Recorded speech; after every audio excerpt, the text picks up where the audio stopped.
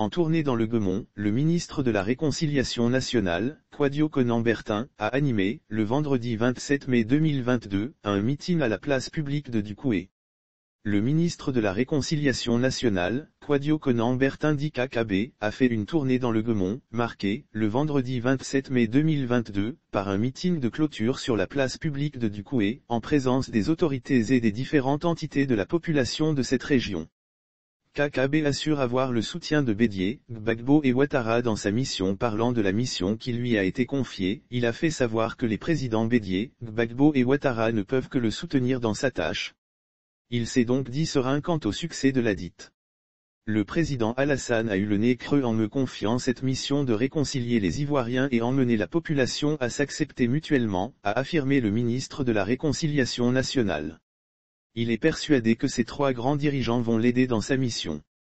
Parlant du président du PDCIRDA, Henri Konan Bédié, il a rappelé à tous qu'il est son père. Bédié est mon père. Quel père aimerait voir son fils échouer? C'est donc sûr qu'il va m'aider, a-t-il assuré. Gbagbo est bêté et je suis son neveu, il ne doute pas non plus du président Laurent Gbagbo. Parce que KKB révèle qu'il est le neveu du premier responsable du PPACI. Gbagbo est bêté et je suis son neveu. Chez nous à l'ouest, le neveu est très précieux, et Gbagbo ne serait pas fier de voir son neveu échouer, a-t-il déclaré. Enfin concernant le président Alassane Ouattara, le ministre en charge de la réconciliation soutient être en mission pour le chef de l'État qui ne souhaiterait pas le voir échouer. Quel patron aimerait voir son employé faire échec? Donc, je ne peux que bénéficier de son soutien à tout point de vue, s'est-il réjoui.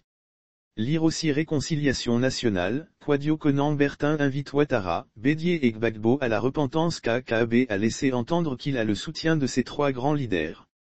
Ces trois personnes ne peuvent que me soutenir afin que cette mission soit couronnée de succès pour le bonheur de toute la Côte d'Ivoire, a-t-il déclaré.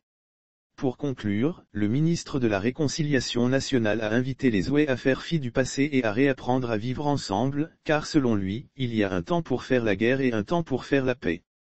Le temps de la paix a sonné.